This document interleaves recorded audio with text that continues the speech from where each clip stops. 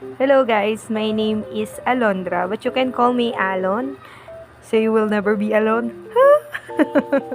So yon, ako po ay nagtatrabaho sa isang BPO company bilang isang travel associate. So after kong magtrabaho, dahil ang schedule ko ngayon, nakulog pa nga. Yan, kulog. Dahil ang schedule ko po ay 5 a.m. to 2 p.m. Ako po ay nagbabasa after na ng trabaho ko.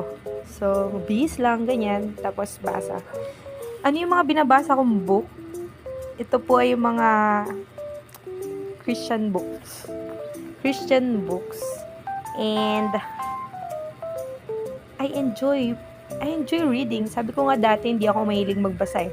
Pero, nung pandemic, nag-start siya na, alam mo yun, dahil wala ka nga mapag-abalahan nun, walang ibang mapag-una ng pansin. So, meron na akong book na binigay sa akin or pinahiram. Ang title nun is Just Like Jesus. Binasa ko yun, grabe, tulo ng luha ko.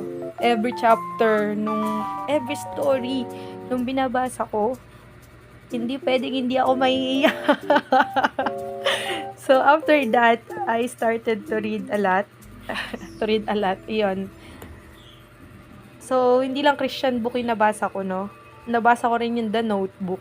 Pero yung maikling version na lang yun. Maikling version ng The Notebook. Grabe din yun. So, ngayon ang binabasa ko is The Life You've Always Wanted. Katatapos ko lang ng A Closer Walk with Jesus and The Footprints ni Margaret Fishback Flowers. So, don't forget to write what you learn.